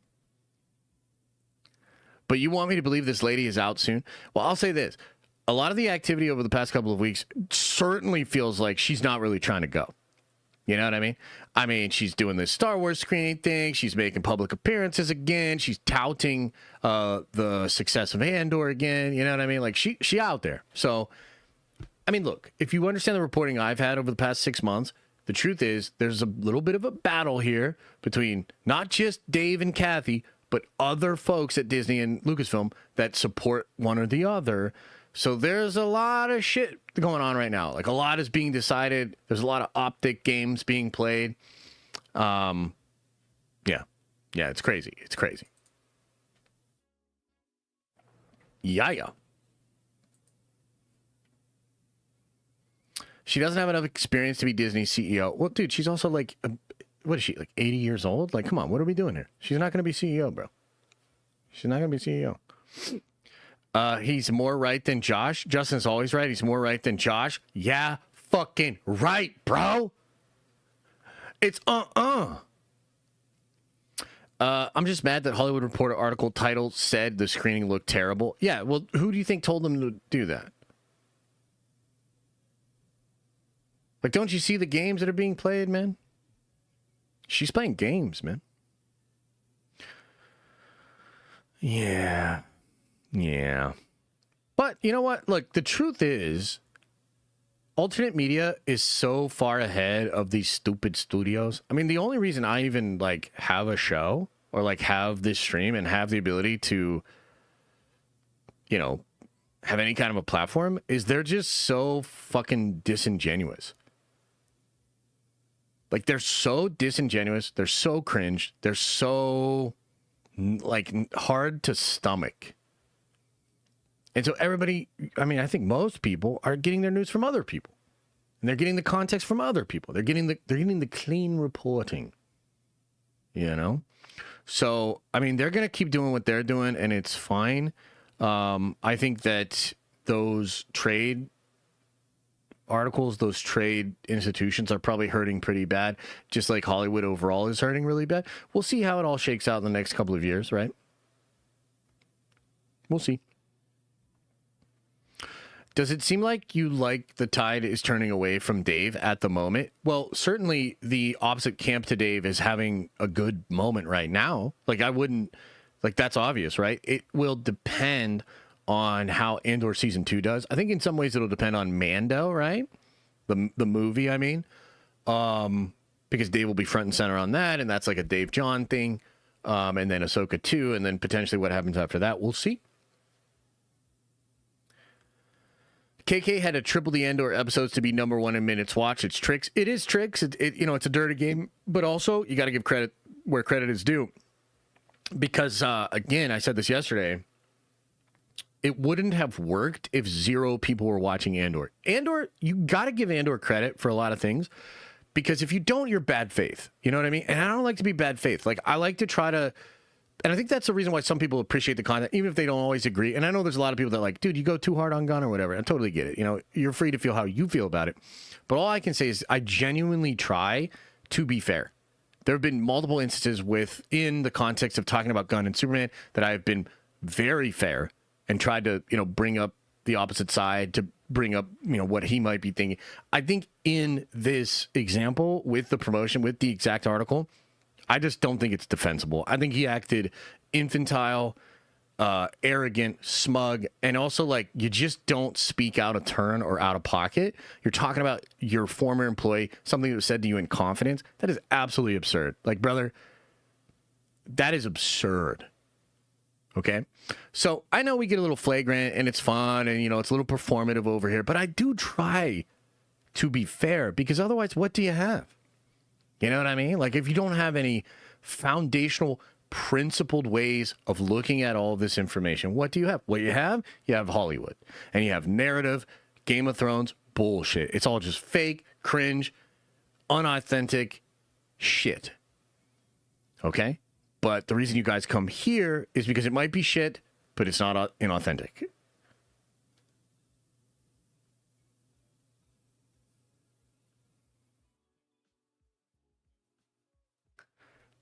Okay. So, anything else going on, man? Anything else going on in the nerdy world? Superman will make money no matter what Gunn says. That could be true, and I understand that point. It might not affect it as much. And look, I hate these comments. I'm day one on Superman, so you might have a point. I think it's still bad. I think it's a bad look. Why would you even allow the opportunity for your comments to be taken the wrong way, for other people to be upset with your comments? Like, it's a little bit like just like game theory, right? Like, why would you even allow that opportunity? If you think about those comments that Anthony Mackie made, right, where he was like, I don't think Captain America should just represent America or whatever. Like, he totally fine in spirit, but the execution of that comment was terrible. And then, like, when my dad, who doesn't know shit about Marvel or follow any of this stuff, when my dad is hitting me up and be like, what's Captain America saying about no America? Then you fucked up, Anthony, because you've allowed the comments to be taken and contextualized and used as propaganda. So the failure is on your part for not being careful enough with your language, that you gave an opportunity for people to try to paint you in a bad light. But what is public relations? That's what it is. So in the same way that, like, we can recognize that Anthony Mackie does not truly say fuck America, and he's actually, like, I think he's pretty patriotic, actually. Someone on the Bear Grylls thing and whatnot. Like, I think he's a cool dude. We can acknowledge that. We can also acknowledge, shouldn't have said that shit. You fucked up. Same thing with Gunn. We don't know what's in his heart, but we do know what's in the Rolling Stone article. And what's in the Rolling Stone article is, like, kind of fucked up. Right? So, yeah, that's what it is. Zacatech says, did you see the Giganto clip for FF? I did not see the clip. I can check it out now. I know a lot of people are talking about it. Oh, I see. Oh, he looks kind of cool. Dude, he looks kind of cool, guys. Look at this. Giganto. And correct me if I'm wrong here. Is Giganto somehow in charge of all of the moloids? I know that's Mole Man a little bit too. But for some reason, I thought Giganto was involved as well. I don't know. I could be getting that one wrong. This looks cool, though. This looks cool. Interesting. Did you see Tamara Morrison's comments? He feels sidelined from Star Wars after Book of Boba. Yeah, I agree with him. I think he's right. Yeah. But also, he's going to be in Ahsoka season 2 a bunch. I think. I root for Sam Wilson. The ending was terrible. These hug it out endings are terrible. Yeah, I don't like those endings either. Yeah. Did I ever play RuneScape? No. That dude in the orange is a gooner. What? What the fuck? What the hell? It looks like he's holding a Dorito. It does kind of look like he's holding a Dorito. Is that the guy in the orange? That's the gooner? Wow. New Alex Perez Part 2 available online now. Oh, shit. I kind of want to read that on my own, though, and then make content about it. Is it good? Did you read it? Any cool reveals? Josh, I think you missed my super chat. I am no longer going back to read missed super chats. I know some people are offended by that. I do not mean to be offensive. Why don't you just put what you have to say into the chat right now? I appreciate the support. I love getting super chats. Thank you so much. But this is no longer going to be a thing where I read every single super chat. So sorry. Hey, Josh, did you see that Gargantos Shumagora figure Marvel Legends is putting out? It looks amazing. Goes up for pre-order soon. Yeah, so I think this comes from the Marvel vs. Capcom inspired figures. That shit's cool, man. That whole set looks great. I haven't actually gotten any of it yet, but yeah, it looks cool. And I think that goes up for pre-order on the app, right? What's good, Josh? What do you think about Ryan Gosling in Star Wars? I actually like it. I'm open to it. I know it's a little strange, and I totally understand where some Star Wars fans are at with it, where it's like, oh man, like this mainstream Ken dude with the Deadpool guy, like it just feels too commercial and shit like that. But I actually like it. Yeah.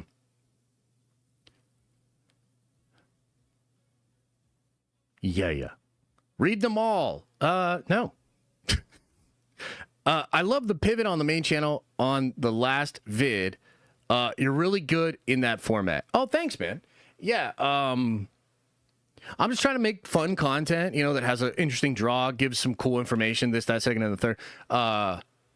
Yeah, a lot of fun stuff we're cooking on the channels. I kind of have like the 3 main Den of Nerds channels. So it's like the live channel, the clips channel, which is absolutely crushing, and the main channel, which is in a tricky spot. It's like hard to, after years and years and years, and the content changes, right? It's kind of hard to keep the main channel going.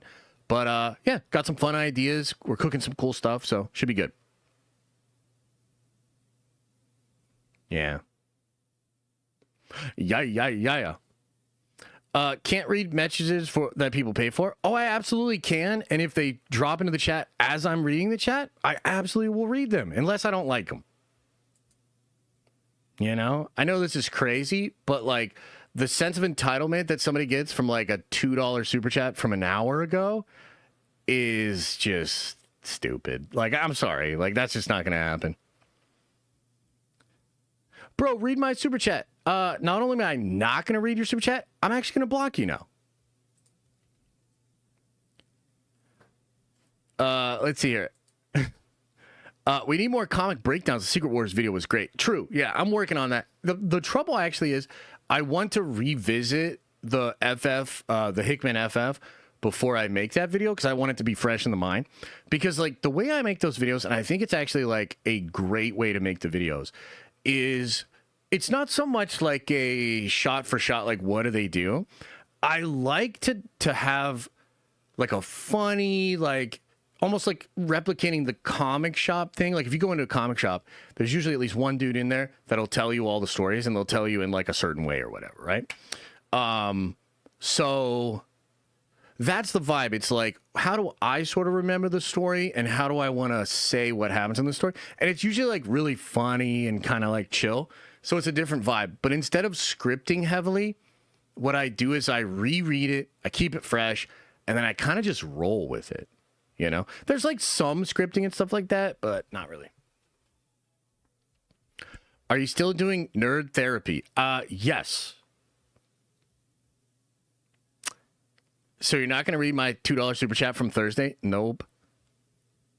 I want to believe that Ryan Gosling will deliver us from Star Wars hell, but the movie is set after the sequel, so I don't know. I know. And, you know, they haven't talked about it in a long time, but I did hear that Rey is supposed to pop up. So if Rey pops up, I mean, that's kind of a problem. Although Daisy Ridley and that one men's health issue or whatever, that women's health issue, whoo. Whoo.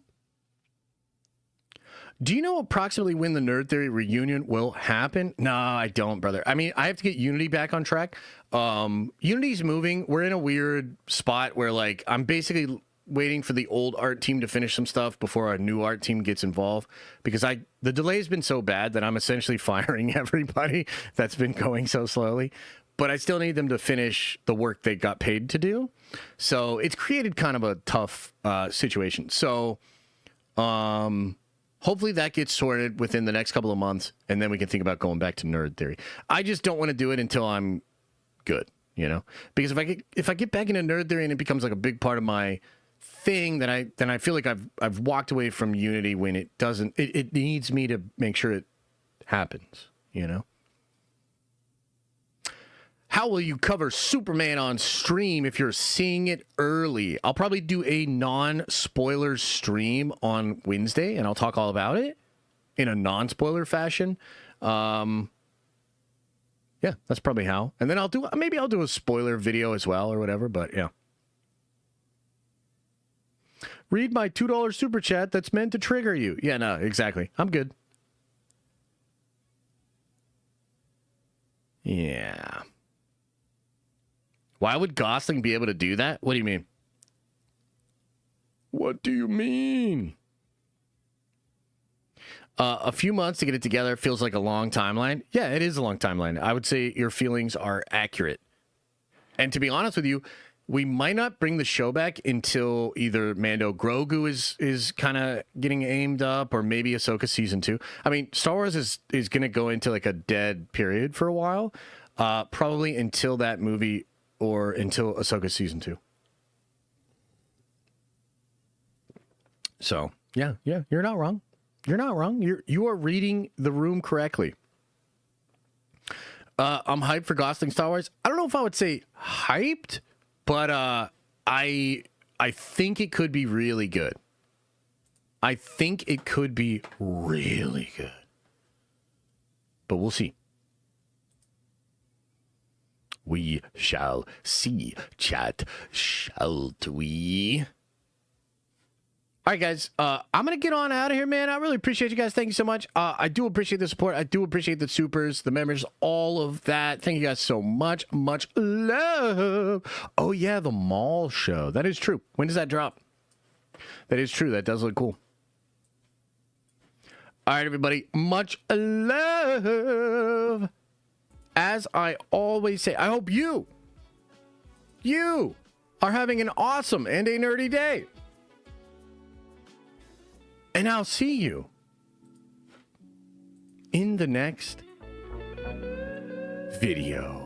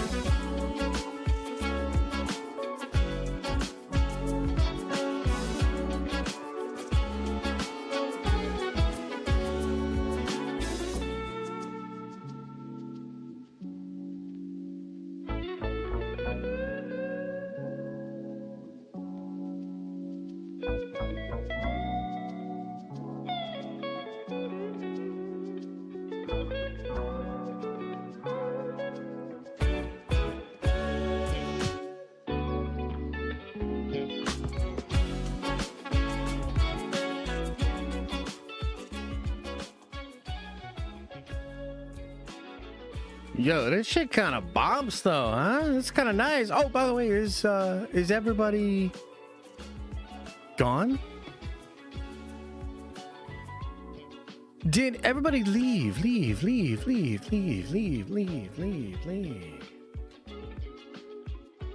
Oh man. Another happy landing. Another lovely stream with nothing but positive vibes. Chill ass times.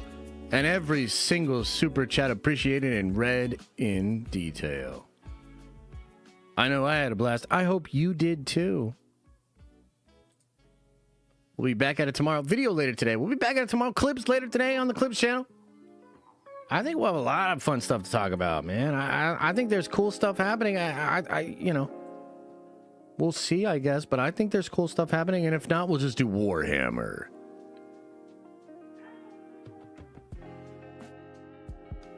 All right, I'm going to get out of here. Appreciate you. Hey, do me one favor. Actually, two. Open up your third eye and wash out your stinky, stinky butt. Oh!